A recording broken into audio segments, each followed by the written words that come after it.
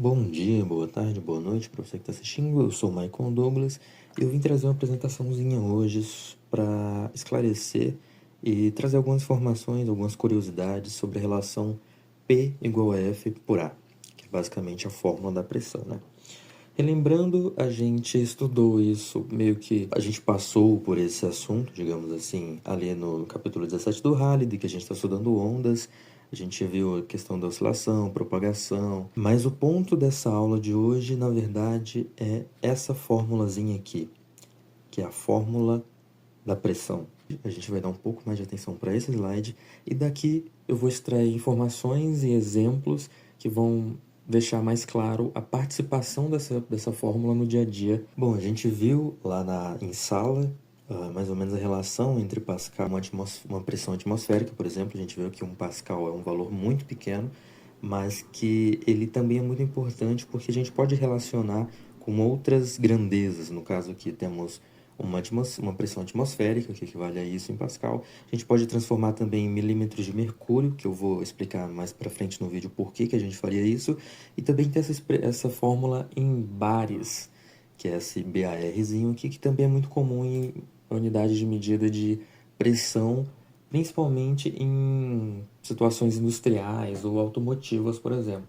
Eu peço a atenção de vocês para essa unidadezinha aqui, porque ela vai ser importante em uma aplicação que eu vou mostrar na sequência. A gente tem que essa é a fórmula da pressão, P igual a F por A. A gente sabe que F é dado em newtons, a área é dada em metros ou centímetros quadrados, mas onde que isso entra no dia a dia? Será que esse é mais um daqueles conceitos matemáticos que você fala, tá, mas para que eu uso, né? Um primeiro exemplo, qual que seria a relação dessa fórmula com essa imagem? Ou essa? Ou essa? O que será que tem a ver o vento, gente? Ou um macaco hidráulico, uma ferramenta? Ou essa imagem de alguém que está aferindo a pressão? Ou um martelo quebrado? Alguém com uma espada? Ou uma panela de pressão? O que tem em comum? Bem, não é surpresa para ninguém, tá no título do vídeo, que o que há de comum em todas essas imagens é justamente a pressão, né? Tanto a ideia central da fórmula da pressão, mas também essa grandeza que a gente tanto fala no dia a dia. Tá uma alta pressão, ou então alguém está pressionando algo, são conceitos que estão diretamente relacionados. Como será que uma fórmula tão simples, que envolve apenas 3 grandezas, digamos assim, está presente em tantos os ambientes do dia a dia, né? Bom, para a gente entender como isso funciona, basicamente a gente pode voltar matematicamente para a fórmula da própria pressão, né? É uma das fórmulas mais simples aqui para pressão, e a gente relembra que temos uma igualdade. Isso infere que o que acontece de um lado tem que acontecer do outro. Se a gente fixa um desses valores, e aqui a gente vai fixar o P de pressão, por exemplo, uma mesma pressão pode ser dada com diferentes valores desse quociente aqui. E se a gente aumenta um deles, a gente acaba diminuindo o outro, porque precisamos de um equilíbrio de forças para funcionar. Então vamos supor que eu queira fixar a pressão e aumentar a força. Eu vou diminuir a área, porque está no denominador. Isso, consequentemente, aumenta a força, se a outra unidade está fixa. O inverso também é verdade. Se eu diminuo a força, eu aumento a área. Agora, com as aplicações, temos aqui o primeiro exemplo, que é um experimento muito legal do Manual do Mundo, onde o Iberê levanta um carro usando o aspirador de pó. Como isso é possível? Bom, é a aplicação direta e mais simples possível dessa mesma fórmula. A gente quer uma pressão fixa, que é uma pressão dada pelo aspirador. A gente tem uma força resistente que impede que essa pressão saia, por exemplo, ali do tubo do aspirador. E a gente tem uma área que a gente pode deixar ela pequena ou grande. Para isso funcionar, o que ele fez foi, pegou um balão gigante, onde tem uma área muito grande, a pressão ele fixou e a gente está tentando reduzir essa força, que no caso é a força que está impedindo essa pressão. Como isso funciona? Se a gente dividir a massa do carro pela área dele, a gente tem a razão de gramas por centímetro quadrado, ou seja, quanto de pressão eu preciso para levantar 1 grama em 1 centímetro quadrado. Isso unido ao princípio de Pascal, que diz que num fluido, pode ser um líquido ou um gás, a pressão é exercida igualmente em todos os seus pontos. Isso nos dá que a fórmula é aplicada assim. A pressão, que é algo fixo, vai ser dado pela essa força mínima aqui, que é, no caso, o aspirador consegue ter mais, mas esse é o mínimo necessário, pela área gigantesca, que é a área do balão. Então, quanto maior a área, menor a força necessária para uma mesma pressão ser exercida. Ou seja, assim a gente pode burlar, digamos assim, o necessário para subir grandes pesos, como por exemplo do carro. Para esse próximo exemplo, o princípio é o mesmo. A gente usa o mesmo princípio de área pequena ou área grande para reduzir essa força. Nesse caso, se a área for pequena, a força acaba sendo maior. Então, se fosse um prego só, a bexiga estouraria na hora, porque a força para exercer aquela mesma pressão equivalente seria muito grande. Mas com vários pregos, a área aumenta, a área superficial. Se a gente aumenta a área superficial, diminui essa força para aquela mesma pressão, então o balão não estoura. Isso também vale para cama de pregos, para qualquer material que tenha lâmina, como uma tesoura, uma faca, uma espada. Se ela está muito afiada, significa que a área é muito pequena, a força não precisa ser tão grande para aquela pressão. Então você pode cortar com mais facilidade. Mas se ela está cega, digamos assim, a área fica maior, a força tem que ser maior para exercer aquela mesma pressão. O mesmo acontece para objetos pontiagudos que a gente usa, como por exemplo um parafuso ou um prego. Se a gente tentar apregar, digamos assim, um prego de ponta cabeça, essa parte que é maior, mais larguinha, fica difícil de entrar porque a área é grande e a força tem que ser muito maior. Aqui aproveito para puxar um gancho com um próximo exemplo, que é basicamente a união dessa relação de pressão e força com o conceito de alavanca. Temos aqui. Esse movimento que tira o prego só é possível porque a gente tem uma área pequena, ou no caso, um comprimento pequeno do ponto de apoio até a outra extremidade aqui do martelo, em comparação com todo o comprimento do cabo. Essa força, essa razão é dada literalmente assim. A gente quer saber qual que é a força dessa alavanca, a gente pega esse maior comprimento e divide por esse menor. Então, se for 4 vezes maior o tamanho aqui dessas duas extremidades, a gente vai ter 4 vezes mais força. Juntando esse conceito com o conceito de alavanca, a gente tem aplicações de diversas maneiras, como máquina de escavação, como todas as máquinas hidráulicas, geralmente, a própria direção hidráulica dá desse jeito, que é com apenas um dedo você consegue levantar um carro. Mas qual que é o truque aqui?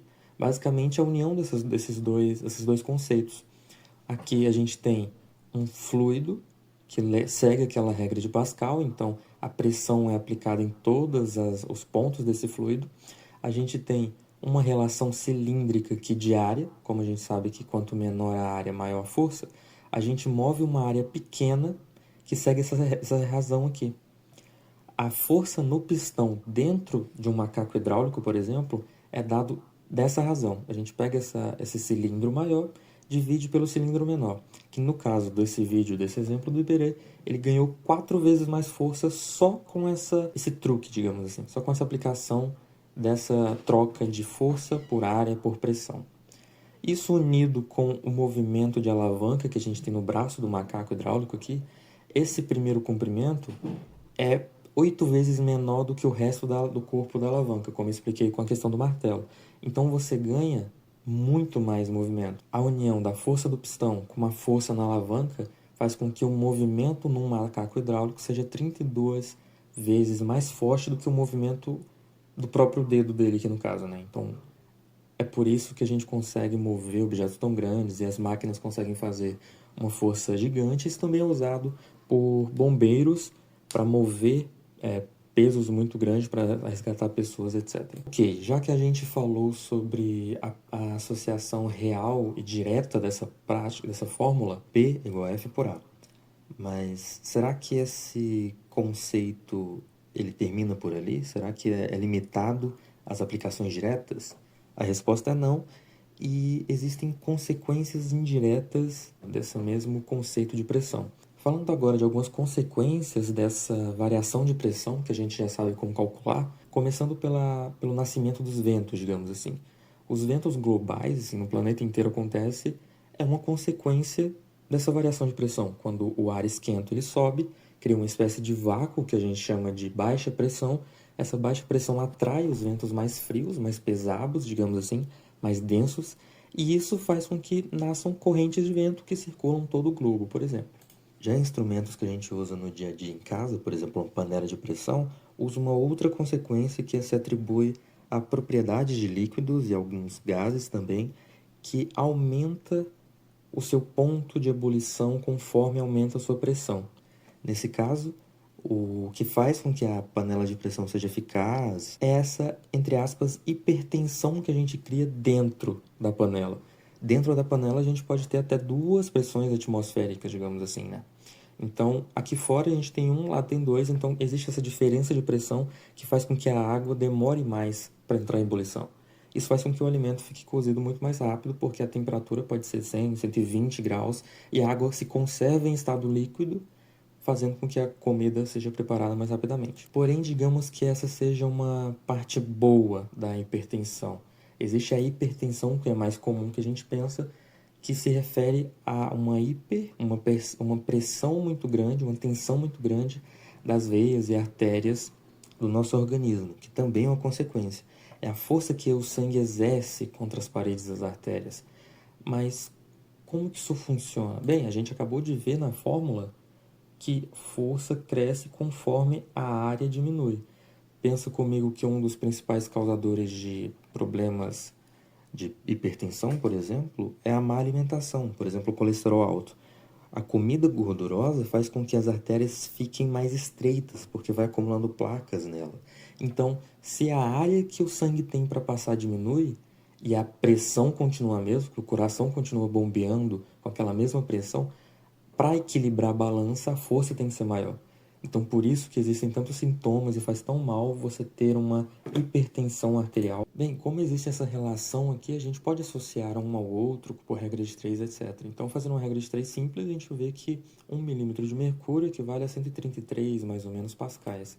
Isso faz com que o famoso 12 por 8, né, que é 120 por 80, que é uma pressão dada por normal, na verdade, em Pascal, a gente podia dizer que é 15.000 por 10.000. A gente usa essa nomenclatura de milímetros de mercúrio, mas por uma questão histórica mesmo, da medicina, porque os primeiros medidores de pressão arterial eram desse formato aqui, usavam colunas de mercúrio.